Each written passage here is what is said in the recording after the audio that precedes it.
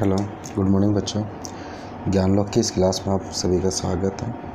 जैसे कि मैंने आपको बताया था कि हम जल्दी ही इंग्लिश की भी एक सीरीज़ स्टार्ट करने वाले हैं, जिसमें हम नीतू सिंह मैम की जो बुक है पैरामाउंट वाले, जो इंग्लिश वाले प्लेन टू पैरामाउंट, उसमें से हम जो भी क्वेश्चंस उसके होंगे उसको हम सॉल्व करेंगे। बट उससे पहले थोड़ा सा मैं हमारे जो खुद के जो क्लास नोट्स हैं ज्ञानलोक की, उसके अंदर थोड़ा सा मैं आपको कुछ बेसिक्स में आप जो है इंग्लिश के बेसिक्स के लिए मैं थोड़ा सा डाल चुका हूँ वीडियो। और अब एक बार टाइम एंड टेंस को हम देख लेते हैं, टेंसेस क्या होते हैं। ठीक है, तो इसको करने के बाद अगर हम उस बुक उसको करेंगे तो बड़ा इजी रहेगा बुक को करना। ठीक है, तो थोड़ा सा बेसिक्स समझ लेते हैं, तो ये बहुत ज़रूरी है। और टेंस तो एक ऐसा चैप्टर है जो कि आप किसी भी एग्ज़ाम की अगर हम बात करते तो वहाँ पर जो है ये हमेशा आता ही आता है। ठीक है, तो ये बड़ा ही बेसिक भी है और बहुत एक इम्पोर्टेंट चैप्टर भी है ये वाला। ठीक है, तो इसको थोड़ा सा हम ओवरव्यू कर लेते हैं। मैं वैसे कुछ नहीं करवा रहा, आपको जो मेरे जो नोट्स हैं, क्लास नोट्स हैं जो मेरे ज्ञानलोक के, ठीक है, उन नोट्स को ही मैं एक बार आपको रिवीजन करा रहा हूँ। ठीक है, उसी में से बता रहा हूँ, जिससे कि थोड़ा सा हम फास्ट उसको कर लेंगे और आसानी से आगे बढ़ लेंगे। ठीक है, जब हम आगे उसको क्वेश्चंस को जब करेंगे नीतू सिंह मैम के, तो हमें दिक्कत नहीं आएगी। नहीं तो फिर बेसिक्स आपको बताने पड़ेंगे थोड़े से। ठीक है, बस मैं एक टेंस का ही थोड़ा सा बताऊंगा। बड़ा इंपॉर्टेंट चैप्टर बेटा, इसको ज़रूर एक बार अच्छी तरह देख लेना। ठीक है, मैंने एक एक चीज़ जो भी मैंने पढ़ा है, समझा है, वो एक एक चीज़ इस नोट्स के अंदर डाला हुआ है मैंने टेंस के अंदर, कि टेंस में क्या क्या चीज़ें होती हैं, क्या क्या नहीं होती हैं।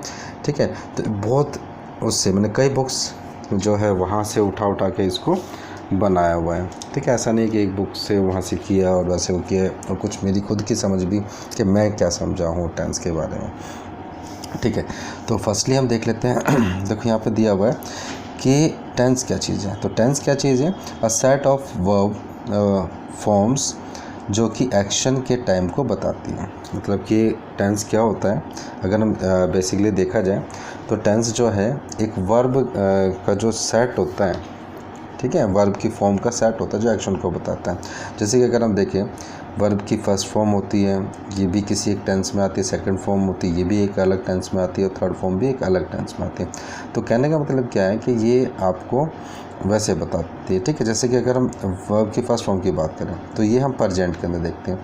ठीक है, तो प्रेजेंट के अंदर इसका यूज़ किया जाता है। वर्ब की जो सेकेंड फॉर्म है ये पास्ट के अंदर यूज़ होती है।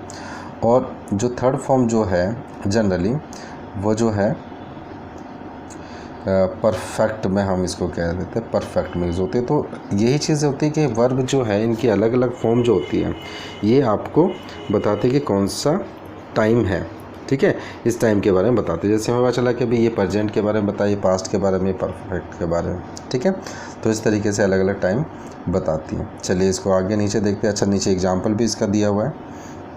ठीक है, तो प्रेजेंट के बात करते हैं तो सारा इसमें एग्जांपल दिया हुआ है। तो प्रेजेंट के अंदर है आई प्ले हॉकी, पास्ट के अंदर आई प्लेड हॉकी, और फ्यूचर के अंदर आई शैल प्ले हॉकी। तो देखो प्ले जो है इससे पहले शैल लगा दिया, तो शैल लगाने से क्या हो गया, फ्यूचर टेंस हो गया। एक्चुअली में जो शैल है, विल और शैल, ये जो है ये हमारे मॉडल्स होते हैं। और यहाँ पे मॉडल्स का यूज़ करते हुए, शैल और विल जो मॉडल्स हैं उनका यूज़ करते हुए फ्यूचर टेंस बनाते हैं वर्ब के फर्स्ट फॉर्म के साथ ही। चलिए उससे आगे देखते हैं। आगे देखो, थोड़ा सा बताया गया है यहाँ पर कि भाई जो टेंस है प्रेजेंट, पास्ट, फ्यूचर, इसके बारे में तो सभी जानते हैं। इसके भी छोटे छोटे 4 टाइप्स होते हैं। ठीक है, तो 4 टाइप्स यहाँ पे दिए हुए। फर्स्ट होता है इंडिफिनिट। इंडिफिनिट क्या होता है? देखो अगर छोटी सी बात समझी जाए, इंडिफिनिट क्या होता है? इंडिफिनिट जो है, बस आप इतना ध्यान रख लो कि यार किसी भी चीज़ की सूचना अगर हम देते हैं, तो वो इंडिफिनिट में दी जाती है। चाहे वो प्रेजेंट की सूचना हो, चाहे पास्ट की हो, चाहे फ्यूचर की हो। जैसे कि सूरज पूरा उससे निकलता है, एक सूचना ही है। अभी निकल थोड़ी रहा है। ठीक है, मैं उससे मिलता हूँ, तो उससे मिलता हूँ तो ये सूचना है, अभी मिल नहीं रहा। ठीक है, और कल मैं उसके घर गया, ये एक सूचना है। तो सूचना बेटा कैसी हुई? और हम कबड्डी खेलेंगे, तो बेटा ये एक भी सूचना है। तो आप इसको बस एक छोटी सी बात ध्यान रख लो कि इंडिफिनिट टेंस का जो यूज़ होता है, चाहे वो प्रेजेंट में हो चाहे पास्ट में हो चाहे फ्यूचर में हो, ठीक है। तो इंडिफिनिट का यूज़ जो होगा वो सूचना देने के लिए होगा, या हम कह सकते हैं इन्फॉर्मेशन देने के लिए होता है।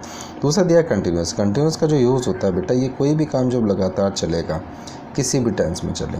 प्रेजेंट के अंदर अगर बात करते हैं तो जो स्पीकर होता है उसके सामने वो काम हो रहा होता है, ठीक है, उस तरीके से बताया जाता है। तो कोई भी काम लगातार जब चलेगा। परफेक्ट का मतलब होता है समाप्त होना। कोई भी काम समाप्त जब हो जाता है, चाहे वो प्रेजेंट में हो, पास्ट में हो या फ्यूचर में। अच्छा, अब एक बात ये नज़र आती है कि यार प्रेजेंट के अंदर समाप्त कैसे हो सकता है। अगर प्रेजेंट में कोई काम समाप्त होता तो पास्ट का बनाने का क्या मतलब, क्योंकि पास्ट का मतलब भी तो समाप्त होता है। जो किसी काम का हो जाना पास्ट में बताते तो वो समाप्त होता है। प्रेजेंट परफेक्ट का क्या मतलब है, एक छोटी चीज़ हम सोचने लग जाते हैं। तो बेटा देखो क्या होता है कि जब हम इसको अंदर पढ़ेंगे तो वहाँ पे और थोड़ा डीप में बताऊँगा। अभी बस इतना ध्यान रख लो कि जैसे कि किसी की उंगली कट गई, सपोज़ करते किसी की उंगली कट गई। उंगली कटने के बाद क्या होता है, ब्लड निकलता है, ठीक है, जाहिर सी बात है ब्लड निकलता है। तो जैसे उंगली कट गई उसके ब्लड निकल रहा है, जो दर्द हो रहा है, ठीक है।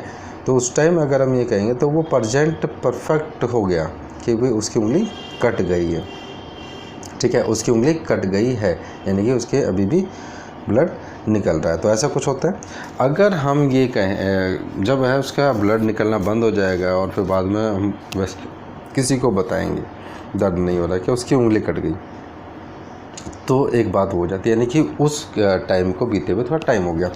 जब हाल ही में अगर कोई बात होती है, कोई काम समाप्त होता है, ठीक है, और उसका जो है हाल ही में कोई काम समाप्त हुआ है, तो उस टाइम में हम प्रेजेंट परफेक्ट का काम यूज़ करते हैं। और अगर हम वो एक काम थोड़ा पहले हुआ था, ठीक है, थोड़ा पहले हुआ था और उसकी एक सूचना देने का काम करते हैं, तो वो पास्ट इंडेफिनिट का यूज़ करते हैं। तो इससे बाकी हम जो डीप में हम आगे करेंगे, अभी बस इतना ही समझ लो। अच्छा, उसके बाद आता है परफेक्ट कंटिन्यूस, यानी कि कुछ काम समाप्त भी हो गया है, ठीक है, और कुछ काम लगातार भी चल रहा है। क्लियर। तो ये चीज़ है बेटा, मैंने बड़े ही शिद्दत से इस जो नोट्स को बनाया है मैंने आप सभी के लिए, ठीक है। तो बड़े एक एक चीज़ इसके अंदर बारीकी से मैंने डाली हुई है, ठीक है। चलिए आगे देखते हैं। ये यहाँ तक क्लियर हो गया। चलिए आगे दिया हुआ पहला जो दिया हुआ टेंस वो दिया हुआ प्रेजेंट इंडेफिनिट, ठीक है, प्रेजेंट इंडेफिनिट है। तो प्रेजेंट इंडेफिनिट में आप जो इसके अंदर देख सकते हैं, इसको सिंपल प्रेजेंट भी कहते हैं। तो इसके अंदर जो देखा हमने, तो पहला रूल दिया हुआ ये जो बेटा रूल दिया हुआ ये पॉजिटिव का, P फॉर पॉजिटिव, या फिर इसको अफर्मेटिव भी कहते हैं। तो इसके दो रूल होते हैं, subject plus first form the verb plus object, और सेकंड होता है जो subject plus first form the verb plus SEIS plus object, ठीक है। वैसे देखो ये मैं नॉर्मली बता देता हूँ आपको, बाकी ये SEA या ES क्यों लगता है और वर्ब की फर्स्ट फॉर्म के साथ, वो अभी थोड़ा सा नीचे बताता हूँ मैं। उससे पहले आपको थोड़ा सा इसमें यहाँ पे बता देता हूँ कि कैसे कैसे क्या होता है, ठीक है। अगर हम चलो वैसे बता देता हूँ कि वर्ब की फर्स्ट फॉर्म जो होती है ना बेटा, अपने आप में प्लूरल होती है, अपने आप में प्लूरल होती है, और इसको सिंगुलर बनाने के लिए इसके साथ SEIS लगाया जाता है, ठीक है, SEIS लगाया जाता है। तो इसका मतलब क्या होगा कि ऊपर वाला जो है वो प्लूरल के साथ होगा, यानी कि यू वी दे, ठीक है, यू वी दे। अच्छा, दूसरी बात एक और चीज़ मैं बता दूं आपको कि एक आई जो होता है, आई एक ऐसा वर्ड है जो सिंगुलर होते हुए भी इंडेफिनिट और परफेक्ट के अंदर प्लूरल की तरह यूज़ होता है। इंडेफिनिट और क्या कहते हैं परफेक्ट में ही है आई का ये जो प्लूरल रूप होता है, बाकी जगह नहीं है। कंटिन्यूस में कहीं पे भी नहीं है, कंटिन्यूस के अंदर इसके साथ हम लग जाता है, मतलब वहाँ प्लूरल नहीं है ये। लेकिन बाकी जगह जो है अगर आप बात कर रहे हैं पर इंडेफिनिट के अंदर और परफेक्ट के अंदर, जहाँ पे इंडेफिनिट टेंस होगा जहाँ भी परफेक्ट टेंस होगा, वहाँ पे ये अपने आप में प्लूरल के साथ यूज़ होता है, ठीक है। बेशक से ये सिंगुलर है लेकिन प्लूरल की तरह यूज़ किया जाता है, ठीक है। एक बेसिक सी चीज़ है, तो इसीलिए यहाँ पे आई को भी ले लिया। सेकेंड हमने देखा कि वर्ब की फर्स्ट फॉर्म के साथ SEIS लगाओ, यानी कि सिंगुलर बना दिया। जब वर्ब को सिंगुलर बना दिया तो सब्जेक्ट भी सिंगुलर होगा, यानी कि कहा जाए तो ये जो है ही, शी, इट, ठीक है, इसके साथ लगता है। बाकी हम आगे देखें, नोट्स में सारी चीज़ लिखी हुई है मैंने, तो आगे और समझने की कोशिश करें। अब ऐसे ही क्या हो गया, नेगेटिव के अंदर नेगेटिव सेंटेंस होता है जिसमें कि हम नॉट का यूज़ करते हैं नेगेटिव बनाने के लिए।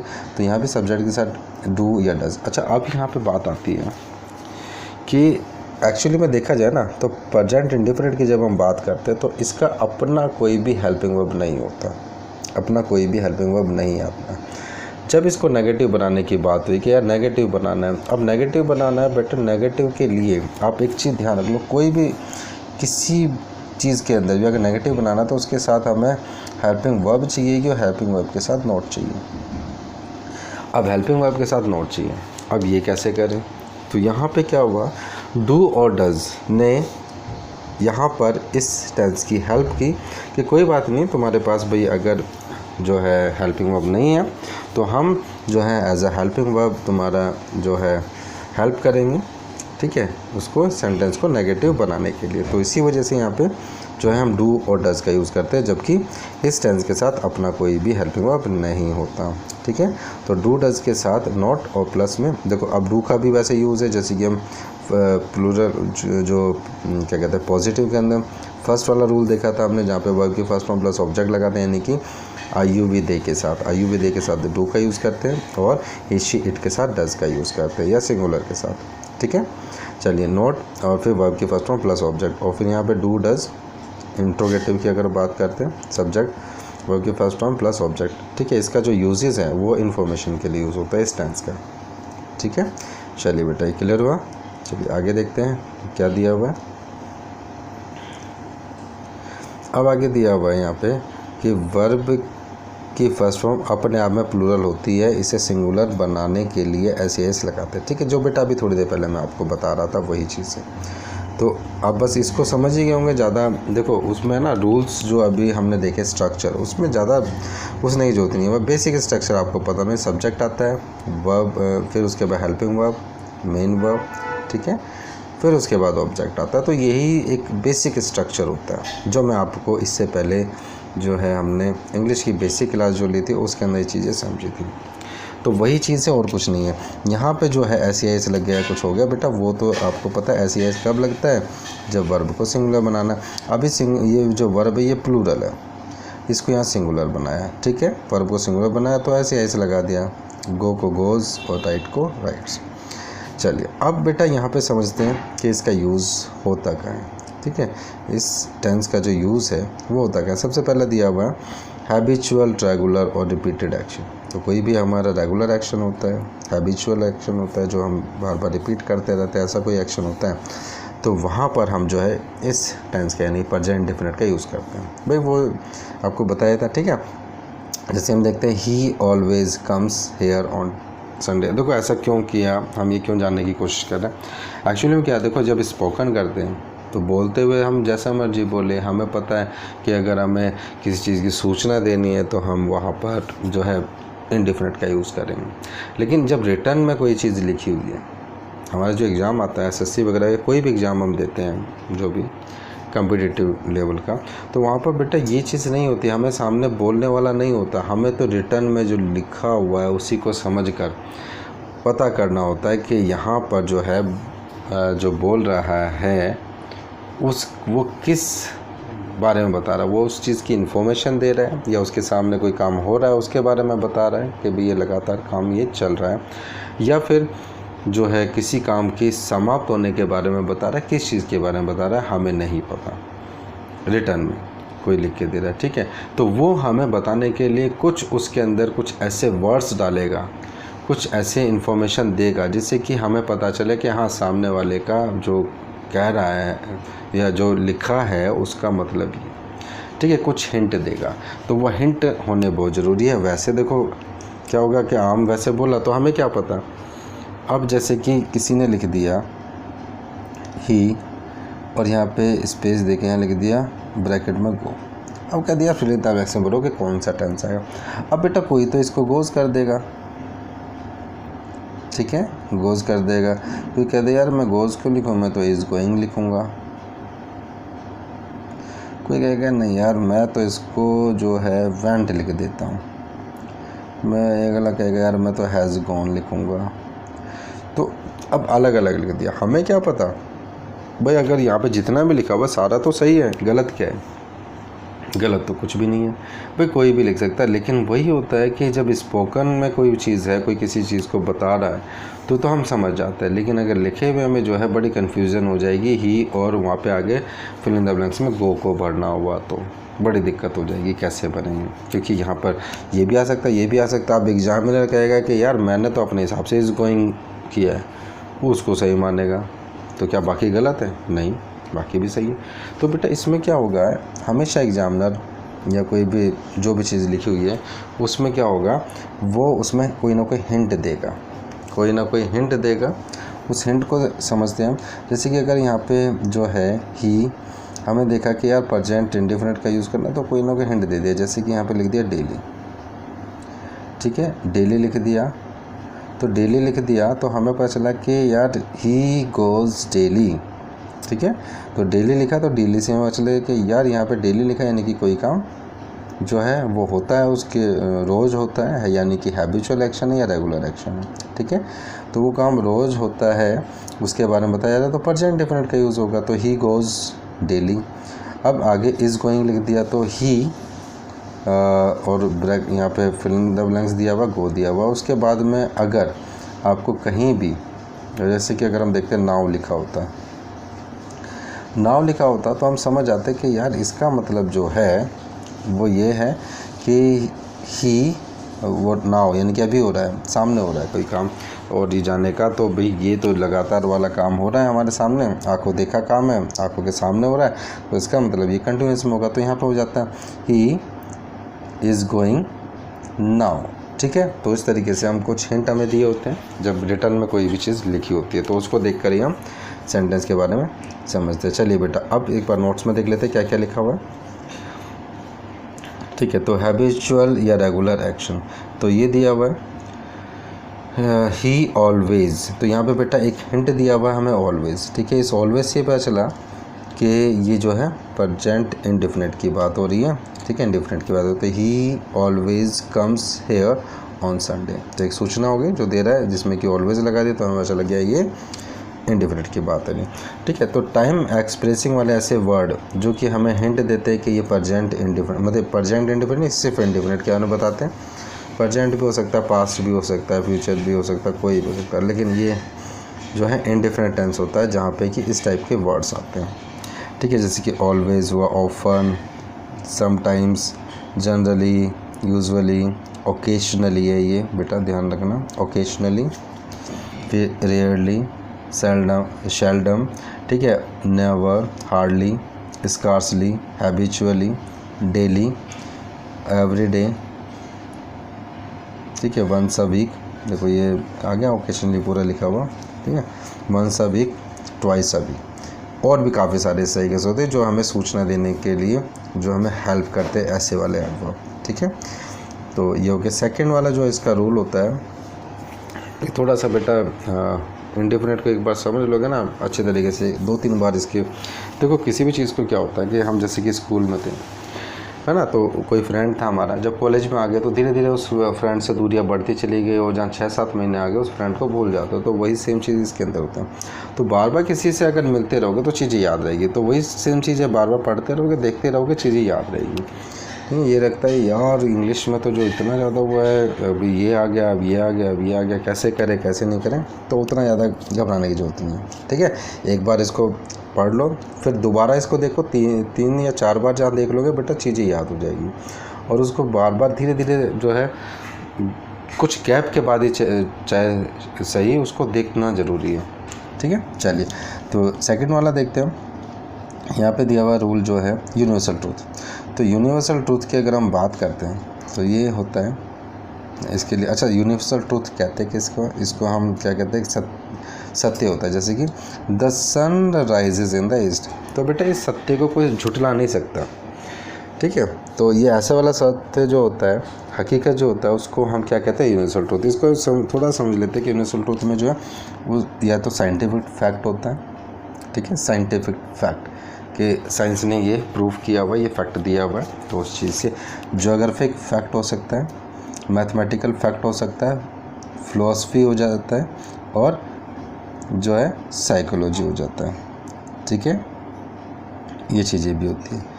तो इन सब चीज़ों का भी हम लेके चलते हैं, ठीक है। तो फ़िलॉसफी जो हो गया और साइकोलॉजी होगी, किसी की साइकोलॉजी यानी कि किसी के बिहेवियर के बारे में बताना हो गया, और फ़िलॉसफी तो हमें पता है कि जो है अपनी फ़िलॉसफी जैसे देते हैं। तो ये चीज़ें अगर हमें नज़र आती है तो ही बेटा वो यूनिवर्सल ट्रूथ होता है, अदरवाइज़ नहीं होता है, ठीक है। अभी कुछ और एग्जांपल भी हम आगे देखें, जैसे कि हमने देखा the sun rises in the east, तो ये क्या है, ज्योग्राफिकल फैक्ट है, ठीक है। ऐसे 2 और 2 4 होते हैं तो 2 और 2 4 होते हैं बेटा, मैथमेटिकल फैक्ट है, ठीक है। तो इस तरीके से जो है तो ये चीज़ें जो है होती है। चलिए आगे जब हम इसकी जो प्रैक्टिस करेंगे, प्रैक्टिस में बहुत सारी चीज़ें नज़र आएगी। अगला दिया हुआ पोजीशन।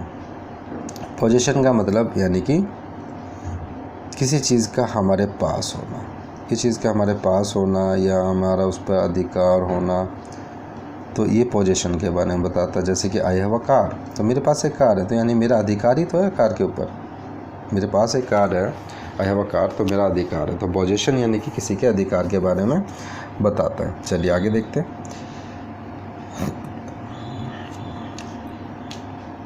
अगला दिया बेटा मेंटल एक्टिविटीज़।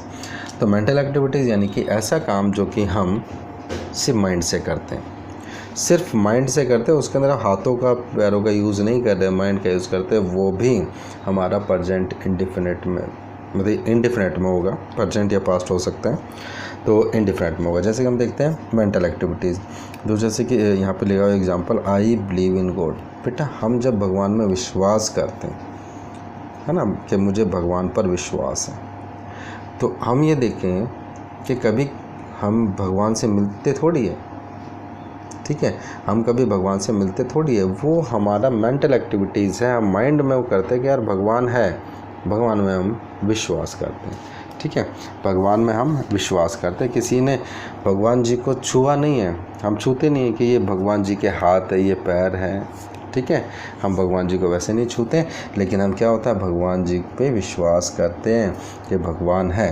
तो ये हमारा क्या है, मेंटल एक्टिविटीज़ है। तो मेंटल एक्टिविटीज़ है, इससे अच्छा एग्जांपल मुझे कोई और नहीं नज़र आया, इसलिए मैंने यही लिखा। बाकी एग्जांपल बहुत सारे हो सकते हैं जो कि आप माइंड में काम करते हो, ठीक है, माइंड में से काम करते हो, वो सारे काम जो होते हैं आपके मेंटल एक्टिविटीज़ के होते हैं, जिसमें कि आप किसी चीज़ को छूते नहीं हो, वैसे वो नहीं करते। तो ये सारे जो होंगे मेंटल एक्टिविटीज़, कोई भी हो आपकी, वो इंडिफिनिट में ही रहेगी। तो यहाँ पे हो गया आई बिलीव इन गॉड। चलिए नेक्स्ट देखते हैं। यहाँ दिया फ्यूचर इंडिफिनिट के pre planned action. Future indefinite का कोई भी प्री प्लान्ड एक्शन होता है तो वहाँ पर भी हम इसका यूज़ करते हैं। कि हम पहला एग्जांपल देखते हैं, the PM Narendra Modi goes to America tomorrow, ठीक है, तो ये हमने लिखा। तो बेटा अब कल जो है पीएम नरेंद्र मोदी अमेरिका जाएंगे। अब ये बात कही जा रही है कि कल पीएम नरेंद्र मोदी अमेरिका जाएंगे, तो कल अमेरिका जाएंगे, अभी गए तो नहीं है, तो बात तो फ्यूचर की होनी चाहिए, लेकिन उसको हम जो है प्रेजेंट इंडिफिनिट में दर्शा रहे हैं, गोज़ लगाकर, ठीक है, गोज़ लगाकर प्रेजेंट इंडिफिनिट में दर्शा रहे हैं, सिंगुलर है, वर्ब की फॉर्म के साथ ऐसे लग गया तो दर्शा रहे। तो ये जो दर्शाने का हमारा बस मेन मोटो क्या है बेटा, यहाँ पे मैं आपको जो है ये ध्यान रखना, मैं आपको स्पोकन नहीं करवा रहा हूँ कि आपको हिंदी से इंग्लिश से हिंदी करवाऊँगा। यहाँ पे मैं आपको कम्पिटिटिव एग्ज़ाम की जो तैयारी है उसी के अकॉर्डिंग ही मैं आपको यहाँ पे करवा रहा हूँ, ठीक है, कि कम्पिटिटिव अगर एग्ज़ाम की आप तैयारी कर रहे हो तो उसके लिए किस तरीके से आपको पढ़ना है। तो हमें जो बेटा इस तरीके से हम यहाँ पे लगा सकते, गलत नहीं होगा, ठीक है। ये नहीं कि कहीं लिखा होगा यार कल के बारे में बात हो रही, गलत कर दो, नहीं। ये बेटा जो है आपको बस ध्यान रखना है कि कभी भी होगा फ्यूचर के बारे में होता है, लेकिन वो कैसा एक्शन होता है, प्री प्लान, पहले से प्लानिंग होगा ना। ऐसा तो नहीं कि जो है हमारे जो नरेंद्र मोदी जी है, जो प्रधानमंत्री हमारे देश के, वो अचानक से उठे, उनको सोचा कि यार चल यार उठें, क्या करें, चल यार अमेरिका घूम आते हैं, तो ऐसा तो नहीं है ना। उन्होंने एक प्री प्लान एक्शन होगा, कोई ना कोई पहले से प्लानिंग की है कि यार अमेरिका जाना है, जब भी तो जा रहे हैं, ठीक है। अगर हम यहाँ पे कहीं भी देखते हैं, हमारे यहाँ पे आए थे, यहाँ पे अगर हम देखते तो जो दक्षिणपुरी विराट सिनेमा पे जब पीएम नरेंद्र मोदी जी आए थे, तो वहाँ पे हमने देखा था ना, उस टाइम जो है फ्राइडे मार्केट भी नहीं लगी थी, ठीक है। तो ये सारी चीज़ें होती है, प्री प्लान्ड एक्शन होते हैं। चलिए, तो अगर हम ये कहें, दूसरा भी मैंने एक एग्जांपल जो लिखा हुआ है इसके अंदर, यहाँ पे the PM Narendra Modi will go to America tomorrow, तो ऐसे भी कह सकते, गलत ये भी नहीं है, ठीक है। तो ये नहीं है कि भाई जो ऊपर वाला है तो ऐसे ही लिखना है हमें, हम नीचे वाले के तरीके से लिख सकते हैं जो कि आप जनरली लिखते हो, तो ये गलत ये भी नहीं है। तो यहाँ कहने का मतलब यही है कि सही ये भी है और ये भी, आप कैसे भी यूज़ कर सकते हो। लेकिन जब आप रिटर्न में लिखा हुआ देखोगे किसी भी एग्ज़ाम के अंदर, तो वहाँ पर ये ना हो कि यार गोज लिखा तो आप गलत कर दो, ठीक है। इसी वजह से ये बताया गया, ये नहीं कि भाई ये चीज़ लिख दी और ये अगले वाली ऐसी है वैसी है। सही तो दोनों है, सही दोनों है, गलत किसी में भी कुछ भी नहीं है, ठीक है। चलिए आगे देखते हैं इसको। तो गलत कोई भी नहीं है, दोनों का किसी का भी यूज़ कर सकते हैं। एक नॉर्मल बात, नीचे वाली जो बात है एक नॉर्मल तरीके से बता दी क्या जाएंगे, ऊपर वाली जो है एक जोर दे के बाद बता दी कि यहाँ प्री प्लान्ड एक्शन है, तो हम कैसे भी यूज़ कर सकते हैं, ऐसा कुछ नहीं है। तो इसको थोड़ा सा समझते हैं। जैसे कि फ्यूचर की बात हम करते हैं, तो जो भी प्री प्लान्ड एक्शन जो होगा, ठीक है, प्री प्लान्ड एक्शन के लिए हम या तो प्रेजेंट का यूज़ भी कर सकते हैं, फ्यूचर का यूज़ भी कर सकते हैं। ऐसा कुछ नहीं कि अगर कोई नॉर्मल बात कहनी हो तो हम फ्यूचर का ही यूज़ करते हैं, उसमें प्री प्लान्ड एक्शन की कोई बात नहीं होती। तो प्री प्लान्ड एक्शन दोनों तरीके से बताया जा सकता है, प्रेजेंट में भी या फ्यूचर में भी। चलिए नेक्स्ट वाला जो देखते हैं वो दिया हुआ है न्यूज़पेपर की हेडलाइन के लिए। तो न्यूज़पेपर की हेडलाइन के लिए जैसे कि इंडिया विंस द मैच, बेटा कभी भी न्यूज़पेपर की हेडलाइन देख लेना, प्रेजेंट डेफिनेट में होती है, चाहे उसके अंदर बेशक से जो है पास्ट के अंदर बात कही गई हो, लेकिन हेडलाइन जो होगी वो प्रेजेंट इंडेफिनिट होती है, ठीक है। चलिए आगे देखते हैं। अगला दिया हुआ है लाइव कमेंट्री, ठीक है। तो लाइव कमेंट्री की अगर बात करते हैं, जैसे कि हम देखा होगा सिद्धू पाजी, जैसे कि अगर लाइव कमेंट्री कर रहे हैं तो वहाँ बता रहे थे batsman hits the ball for boundary, ठीक है। तो हिट्स द बॉल मार चुका है, हिटेड होना चाहिए, लेकिन नहीं, वहाँ पे इस तरीके से। तो जो भी लाइव कमेंट्री चल रही होगी वो भी इंडिफरेंट में चलती है, प्रेजेंट डिफरेंट के अंदर, ठीक है। यानी कि हिटेड द बॉल ये नहीं होगा। चलिए अगला हम देखते हैं 8वां जो एग्जाम रूल दिया हुआ है इसके अंदर, पोएम की समरी। तो पोएम की समरी भी जब अगर हम बात करते हैं, द पोएट सेज दैट, बेटा देखो हम ये सोचते हैं कई बार यार पोएट तो बहुत पहले लिखा है, अब ये पोएट पता नहीं जिंदा भी है मर गया हो, हम कई बार ये सोच लेते हैं। और हम जब एग्ज़ाम के अंदर, मैं अपनी भी बता रहा हूँ बेटा, जब मैं भी स्कूल में था और मैंने भी इस तरीके से पढ़ा, तो हमें भी ट्यूशन के अंदर इस तरीके से बताया गया कि भाई ऐसे ऐसे वो करना है, और पास्ट के अंदर हम सैड लगाते हैं। तो मैं जो है एग्ज़ाम के अंदर सैड लिख के आता था यहाँ पे, द पोएट सैड। लेकिन जब जो लगा गया कि यार उसने पोएट ने तो बहुत पहले लिखा था, तो मर गया होगा, द पोएट सैड लगा दो, जबकि ये चीज़ गलत है, ठीक है। ये चीज़ गलत है, हम यहाँ पे सैड नहीं लगाते, सेज ही रहता है। तो पोएम की समरी कोई भी होगी, हम जब उसको लिखोगे, ठीक है, तो ध्यान रखना प्रेजेंट इंडिफरेंट में ही चलेगा, ये नहीं कि यहाँ पे सैड लगा दोगे, सेज ही रहेगा। The poet says that the nature is nice, ठीक है। अगला भी देखते हैं बेटा, रूल क्या दिया हुआ, वहाँ पे दिया हुआ है फ्यूचर इंडिफरेंट में पहले हुआ कार्य प्रेजेंट इंडिफरेंट में और बाद में हुआ कार्य फ्यूचर इंडिफरेंट में होता है, ठीक है। जैसे कि if you work hard you will get success. तो बेटा आप एक चीज़ देखो कि इफ़ यू वर्क हार्ड, तो आपने पहले जो है काम वर्क हार्ड किया होगा, यानी कि मेहनत की होगी, उसके बाद ही तो सक्सेसनेस मिली है, ठीक है, उसके बाद ही तो सक्सेस है। तो पहले आपने ये जो है वर्क हार्ड किया, ठीक है, ये काम किया, वर्क हार्ड किया, उसके बाद ही you will get success, clear. तो ये बाद में हुआ, तो जो पहले काम होगा फ्यूचर इंडिफरेंट के अंदर वो प्रेजेंट इंडिफरेंट में, जो बाद में होगा वो फ्यूचर इंडिफरेंट के अंदर। ये बड़े काम का में आएगा, ये जब आगे हम एक्सरसाइज करेंगे ना, बड़े काम की चीज़ें ये सारी जो चीज़ें मैंने बताई ना बेटा, ये आपके एग्ज़ाम के पॉइंट ऑफ व्यू से बड़े काम की चीज़ें, ठीक है। तो प्रेजेंट इंडिफरेंट का आज हमने किया, तो इसको इतना ही करते हैं। अगले जो क्लास के अंदर हम जो है थोड़ा सा प्रेजेंट कंटिन्यूस भी देखेंगे। प्रेजेंट कंटिन्यूस जो होगा उसके साथ साथ हम इसमें दोनों में डिफरेंस देखेंगे, प्रेजेंट डिफिनिट में और प्रेजेंट कंटिन्यूस के अंदर, दोनों में डिफरेंस। तो ऐसे जैसे जब हम करते जाएंगे तो धीरे धीरे हम इन चीज़ों को देखेंगे। उसके बाद जब हम किसी बुक से प्रैक्टिस करेंगे, चाहे वो हम नीतू सिंह मैम की बुक की बात करें या लूसेंट की या जिस मर्जी अभी राइटर की बुक की बात कर रहे हैं, उसको हम जब प्रैक्टिस करेंगे तो हमें उतनी दिक्कत नहीं आएगी। अगर हम डायरेक्ट करने लग जाते हैं बेटा बड़ी दिक्कत आती है, क्योंकि आपने देखा कितने सारे रूल्स हैं, जो छोटे छोटे रूल्स हैं इनके बारे में बताएं। ठीक है, तो चलिए बेटा आज के लिए इतना ही, बाकी हम अगली क्लास में करते हैं। ओके, तो बाय।